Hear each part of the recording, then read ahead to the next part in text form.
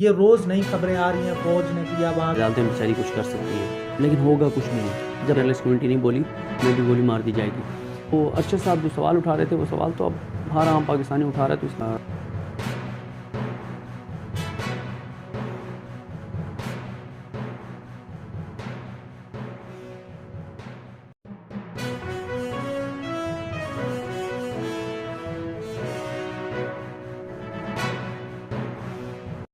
कि अरशद शरीफ साहब के हवाले से, उनके केस के हवाले से जिस तरह से रोज़ एक नई खबर आ जाती है। कुछ लोग कह रहे हैं, मेरी आरिफ अमीन भट्टी साहब जो उनके दोस्त हैं, उन्होंने कहा कि यार मैं बहुत ज़्यादा परेशान हूँ कि जिस तरह से अरशद शरीफ साहब के केस को कुछ लोग अपने मफादात के लिए इस्तेमाल कर रहे हैं, उसको ख़राब करने की कोशिशें कर रहे हैं। तो आप क्या समझते हैं कि इसमें अब कितनी हकीकत है? ये रोज़ नई खबरें आ रही हैं, फ़ौज ने किया, वहाँ की कीनिया की फ़ौज ने किया, फिर वहाँ से खोल मिल जाते हैं, यानी कि इतने दिनों के देखिए, बाद। मैं आपको इसमें सिंपल सी बात है, यहाँ से आप जिसको भी भेजेंगे उस पर कोई एतमाद नहीं है, ना यहाँ की अदालतें बेचारी कुछ कर सकती हैं। एक ही चीज़ हो सकती थी और वो होनी भी चाहिए थी, और वो ये होनी चाहिए थी कि आलमी सतह का कमीशन होता, यूएन का कमीशन होता, उनके कोई एक्सपर्ट्स होते, उनके को माहिरीन होते, वो जाके इन्वेस्टिगेट करते, क्योंकि मामला कीनिया का है। पाकिस्तान में तो पाकिस्तानी इदारों की तहकीकात ठीक नहीं हो पाती, और पाकिस्तान में तो पाकिस्तानियों के केसेस नहीं चल पाते, तो कीनिया का तो हमारी डोमेन में ही नहीं है। तो जब तक इंटरनेशनल लेवल की इंक्वायरी नहीं होती, बाकी ज़ाहिर है आज भी आमिर मतीन साहब ने ट्वीट्स किए हुए हैं, बड़े सख्त और अच्छे ट्वीट्स किए उन्होंने। तो लेकिन होगा कुछ भी नहीं जब तक आलमी सतह की कोई इंक्वायरी नहीं होती। बिल्कुल सर।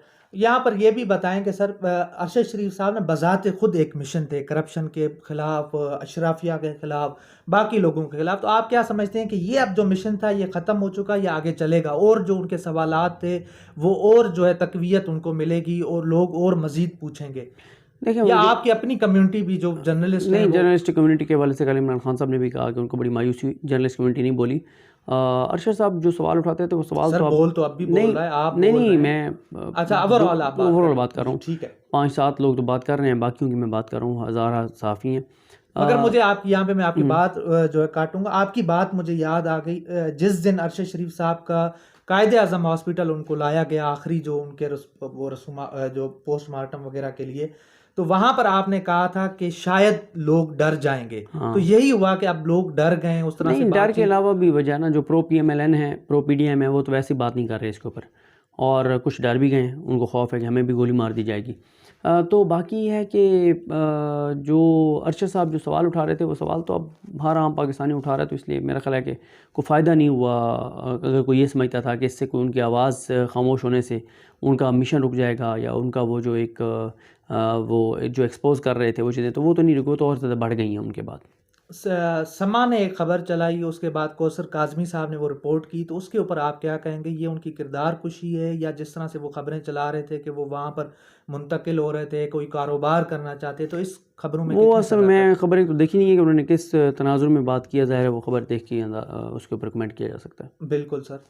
तो पाकिस्तान से यानी कि कोई उम्मीद नहीं है कि यहाँ से नहीं इंसाफ मिले? नहीं नहीं, अगर बिल्कुल नहीं। कोई जिस तरह से आपने कहा कि जस्टिस आसिफ सईद खोसा के ऊपर जो है एक हाँ, खोसा, पावरफुल जो है वो। देखें, खोसा साहब को अगर ये कमीशन का हेड बना देना तो फिर कोई उम्मीद है। रिटायर्ड जज पे किसी पे बनाना है तो वैसे तो अब ये है कि सुप्रीम कोर्ट को लिखा हुआ है शहबाज शरीफ साहब ने, वो भी मुझे लगता है ड्रामेबाजी इन्होंने की है लिख के, तो इसलिए कोई उम्मीद बाकी तो नज़र नहीं आती। चलें सर, आपका बहुत बहुत शुक्रिया। आपने बताया जिस तरह से आपने थप्पड़ के ऊपर जिस तरह से आपने हंसी जो है अपनी दिखाई, तो उसके बाद अब देखते हैं कि ये मामला कहाँ तक जाता है। तो आपके टाइम का बहुत बहुत शुक्रिया। Thank you very much sir. बिस्मिल्लाहिर्रहमानिर्रहीम, अस्सलाम वालेकुम दोस्तों, मैं हूं इदरीस खान। मेरे साथ आज मौजूद हैं आरिफ हमीद भट्टी साहब। आज हम इनसे बातचीत करेंगे कि अरशद शरीफ साहब के हवाले से भी, और उसके साथ साथ मौजूदा मुल्क की जो सूरत हाल है उसके ऊपर भी बातचीत करेंगे। सर, मेरा पहला आपसे सवाल ये है कि अरशद शरीफ साहब आपके दोस्त थे, आपके जिगर थे, तो जब उनकी खबर मिली शहादत की, तो आपकी कैफियत क्या थी? बिस्मिल्लाहिर्रहमानिर्रहीम। एक तो इदरीस खान साहब, आपको बहुत बहुत मुबारक। आप बड़े मेहनती अनथक आदमी हैं। मेरी दुआ है कि आपका वीलॉग कामयाब हो और आप कामयाबी की मंजिलें तय करें। अरशद शरीफ शहीद मेरा दोस्त भी था, मेरा भाई भी था, मेरा हमराज भी था। दरअसल शहीद होकर वो तो जिंदा हो गया, हम मुर्दा हो गए। हम उनके कातलों की निशानदेही नहीं कर पा रहे। अरशद शरीफ न डर सहाफ़ी, अच्छा इंसान, सच के लिए डट जाने वाला, बुराई के खिलाफ तूफान, और उसके मौजूदा कातिल नहीं पकड़े जाएंगे।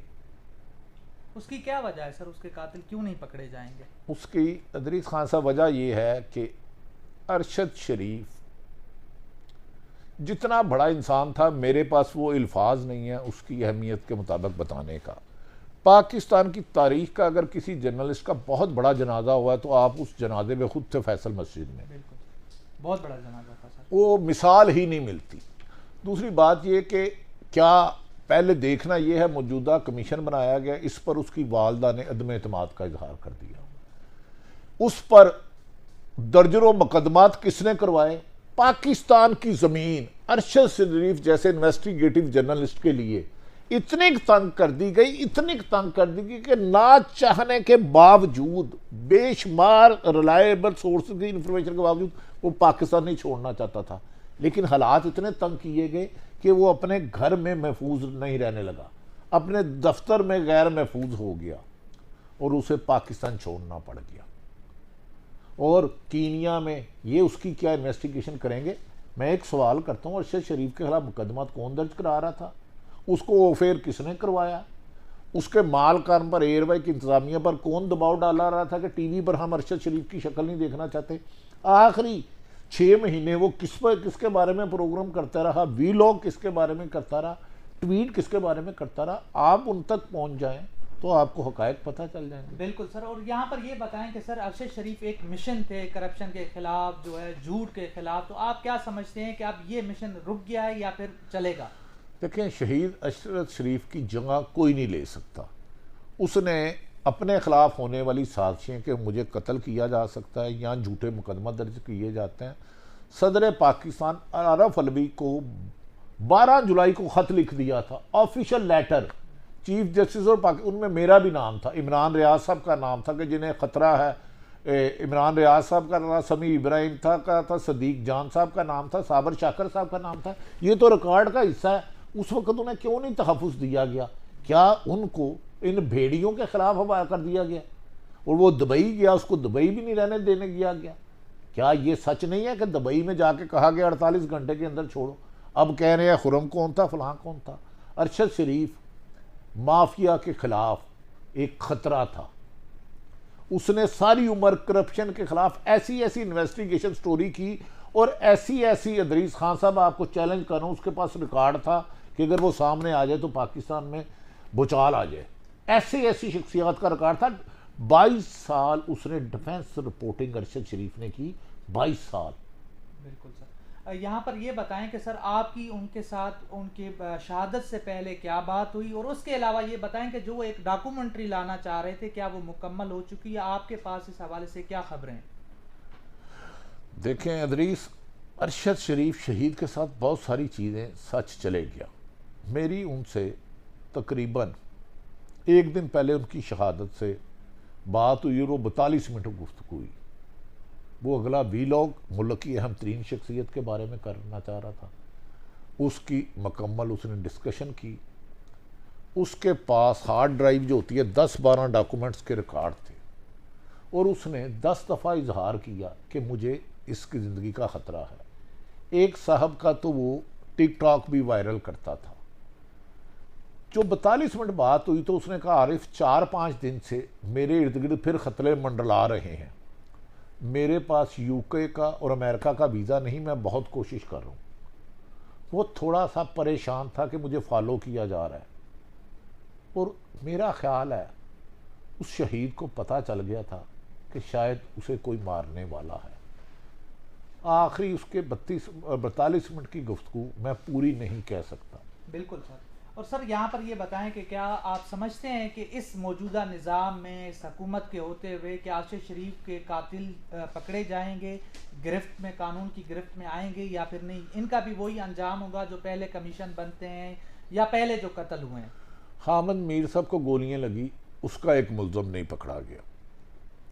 अयाद मीर को मारा गया, एक बंदा नहीं पकड़ा गया। दर्जनों सहाफ़ी हुए, किसी एक सहाफ़ी जिसे जुल्म करके मारा गया आज तक नहीं पकड़े गए।